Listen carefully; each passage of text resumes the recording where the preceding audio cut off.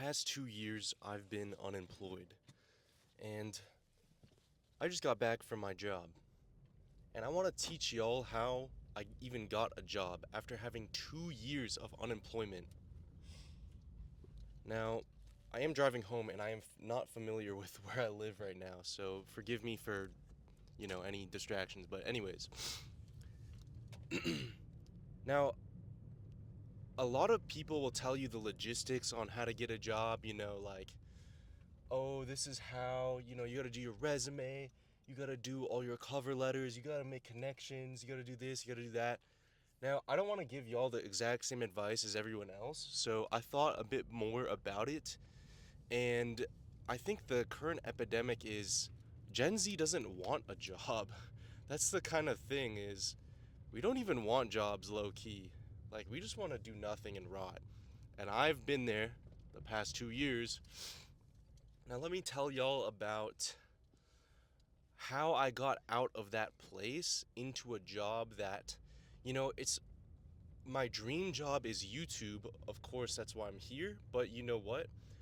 I landed a job that can help me pay my bills, be self responsible, and actually be, like, I have space to learn about myself. I have space for my hobbies. I have a little bit of extra cash in my pocket, like emergency funds and such. And so it is nice to have a job. And so, how did I get out of this place? So, first, I actually used to work a job for a year before I was unemployed for two. And the job I used to work was an office corporate job. I went straight out of college. I had a degree in MIS, which I basically ended up working in data analytics. I just worked a somewhat technical job, and it was very stressful. I learned a lot about myself, that I cheated throughout school, a lot of school, and that I paid the freaking price for that one, I'm gonna tell you that. And it was a lot harder once I got out of the school life into a real big boy world. And here's the thing as well, the actual work wasn't terrible, but the thing that's hard is waking up every day and being like, I'm going to work 8 to 10 hours depending on the day, and just make money. And I'm not really a materialistic person, and so this concept was blowing my mind because I was like, why am I like grinding so hard for this? I don't even want money that bad. Of course you need money, but like I don't want it like that. And so I understood that I was in a place that I didn't want to be consistently. And waking up every day and trying to think like why you should go to work, when that question hits you every single day and you really don't have the greatest answer, and you come home drained, you're so tired, you just like drown in food and Netflix and Goon and like gaming, and like most of those things aren't that bad except gooning low key. I'm gonna make a video about gooning, y'all, cuz like I'm gonna get y'all for that. But like when that's all you're doing to feel something or to cover up the like dread of going to work every day, then that means you're missing something. And so I was in that place. I quit my job after a year. I have a ton of savings, and then I just spent the next 2 years living off my savings. Now, to get the job I have now, I understood what I don't want in a job, which is I don't want to be stressed every day. I don't want a difficult job.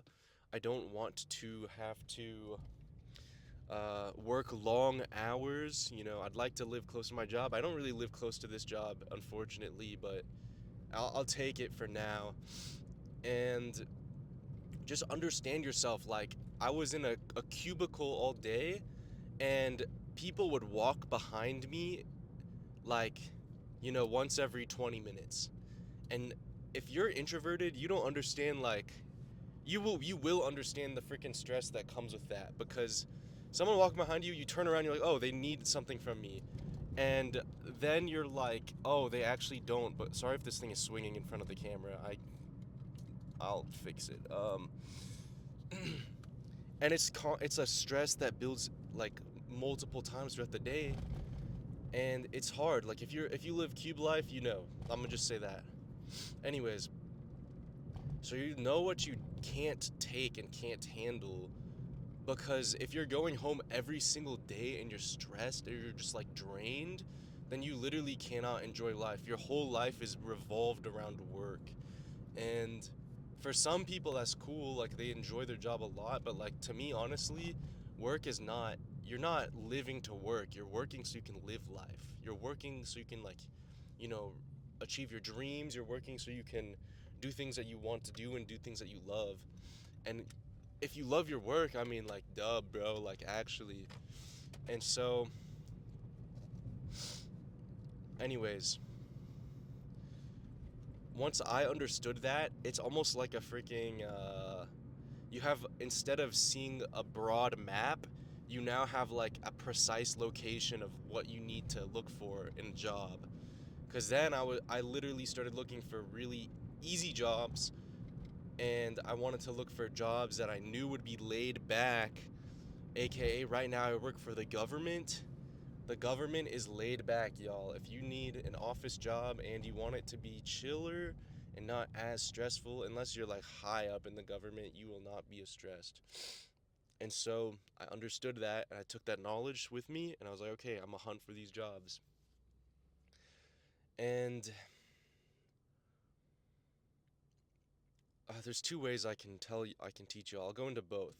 So I will tell y'all some logistics on how I actually got my job, but first I want y'all to understand, like, the past 2 years I've been working on YouTube. I've been kind of self-reflecting about my life and where I want to go with it, and it's pretty hard uh, for someone like me with a more creative side, I guess you could say. It's hard to just know what you want to do with life, and you know, I think it takes, I'm like a late bloomer. It takes time to understand yourself and like to know what you want to do with your life. And so I took the past 2 years kind of understanding myself better and doing things that I needed to like check off in my head to make sure I don't want to do those things. For example, around a year ago in early last year, I was doing modeling for a little bit because I'm like, you know what, I feel like I could do this. And but then the thing is, I didn't like it. I did it for a couple months and I'm like, yeah, actually it's not that fun, but I'm very glad I did it. I also did some student acting because I had made friends with a lot of student filmmakers, and they're all super cool and fun to be around. And oh shit, okay. And anyways, and I did that, and I was like, damn, this is also kind of hard, but I liked it as well. It kind of helps you grow as a person. Cool, fun experience. Get that dad lore up, or just get that lore built in general. And anyways, I took a lot of time to basically self-explore, is what I'm trying to get at. And so then I I basically was able to look for a job out of my own intention and my own desire. So if you guys, you know, I'm quite a privileged person. I'm very thankful for it. If you guys are in a place where you're able to go to college and you're able to get a job after that, you know, is that just leads from college to a job, then you know, like, a lot of the times that path is paved by your parents, and your parents will tell you what jobs they think you should get or what school they think you should go to, and so on. And of course, it's out of like their best intent most of the time. In my case, it was with my parents. And but the thing is, whenever you do something that's like, it's not that it's outside of your free will, but it's like out of your interest in a way, or you just like don't, maybe you don't know what you want to do, and you're just like, your parents just try to guide you, and that's the best they can do. But at the same time, like, maybe you needed to try to self-explore, then you understand that the expectations of going to school and getting a career that you're not as interested in is a heavy burden. And so whenever I was exploring the last 2 years, it was me actually doing things that people weren't telling me to do, that I should do these things. And so that gave me the power to want to search for a job on my own terms. Basically, like, a better way to put this story, or a simpler way, is if you guys know Alyssa Liu, she is a figure skater. She won 2 Olympic gold medals in the 2020, oh gosh, is it 2024, 2025 Winter Olympics. Low-key, I just do not know the dates like that, but forgive me. But anyways, she basically grew up ice skating. This is a girl who grew up from like 3 or 4 years old, grew up for 11 years ice skating. And then she retired at like 15 or 16 years old because she just was grinding way too hard, and she was living for her dad. Basically, her dad got her into ice skating. He spent so much money into it for her, which that is a blessing, but she also just didn't want to do it. It was her like dad's dream in a way, and she did it anyways. But then she got burnt out and she quit. And 2 years later, she did something that sparked sort of an internal desire in her. It's kind of crazy. It was like 2 years later, kind of like me. Hey, yo. But then she basically went back to ice skating better than ever. She went back to ice skating, and she did it on her terms. And because she was wildly talented and trained, she just thrived way harder because she already had all this training down and a huge foundation.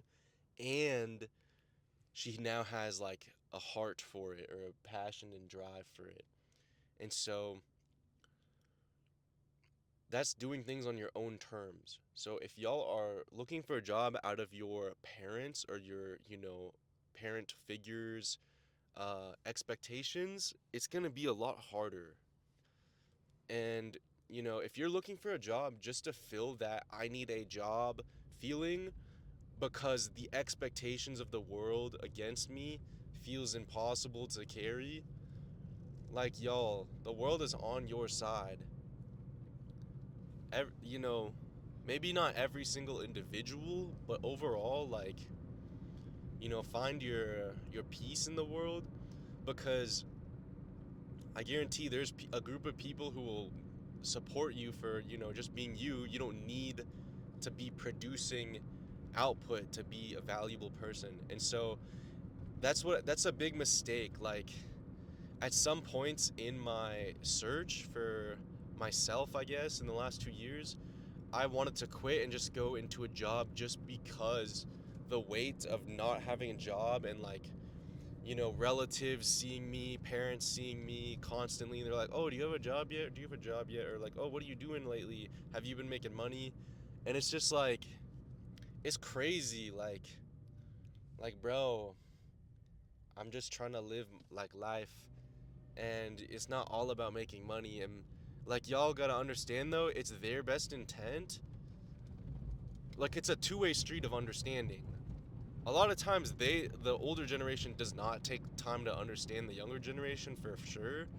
But as we gotta break that chain, younger gen. Like, we are gotta be the ones that breaks that chain and not pass that on to the next generation, because we gotta understand the older generation, that they were raised on this stuff. They were raised, you need to like work these certain jobs, you need to go down these certain paths to succeed in life. And their version of success is, most of the time, is, getting married, having kids, putting money in your 401k, that stuff.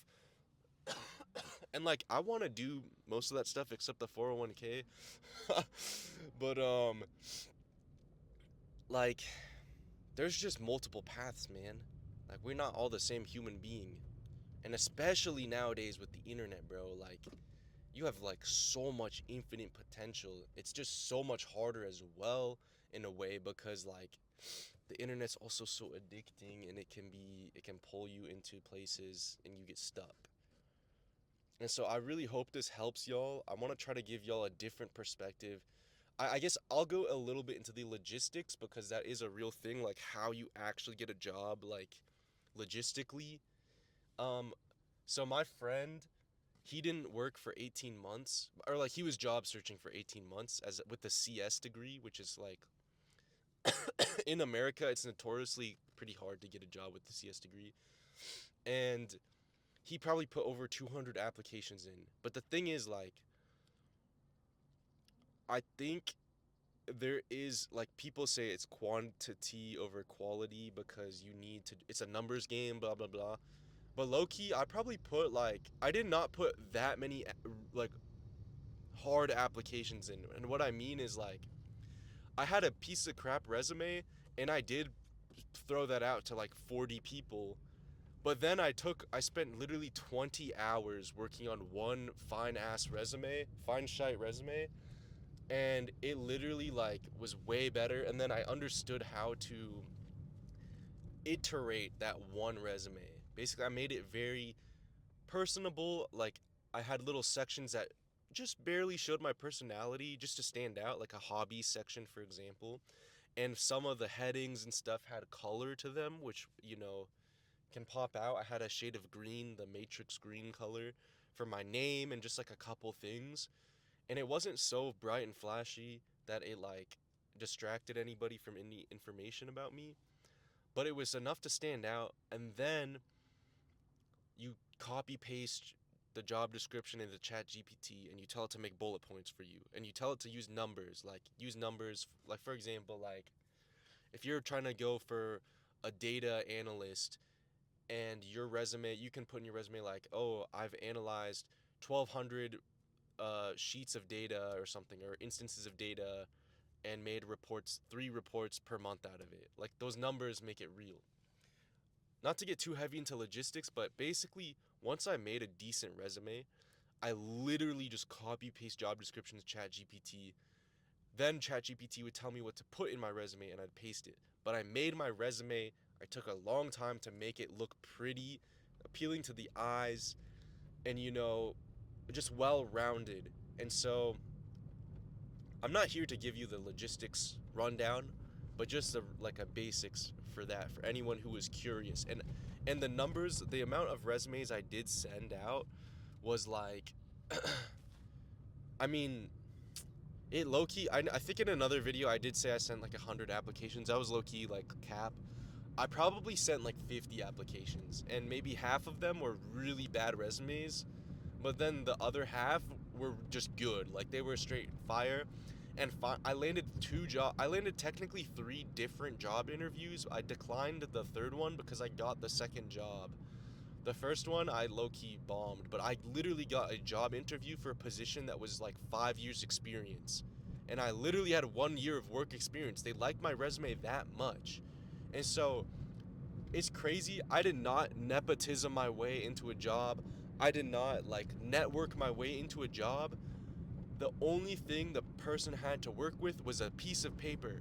I didn't connect with LinkedIn with anybody, like any of that. It was a pure resume, right place, right time, like slightly numbers game, but honestly, once I spent a lot of time on my resume, then you stand out. And so anyways, if you guys are like unemployed and you're looking for a job, for me what helped is like actually wanting the job, not just for like a shameful reason of being unemployed. Or maybe you are in a situation where you really need a job to support yourself. That's a whole different story. And I really hope you guys can find a job if you're in that position. But like low key, I was like a spoiled brat, and I lived with my parents. I could be a chud and just game all day or whatever. But the whole time I was unemployed, I was really doing my best to discover myself and try to heal any like trauma type stuff, and be able to give back to the world. And so thank y'all for staying. If you made it this far, I'm gonna make these videos every work day I work because I'm just driving home basically. I don't see why not. I'm gonna try to get better at making these. So thank you guys for staying, and appreciate all the support. I hope you have a good rest of your day. Goodbye.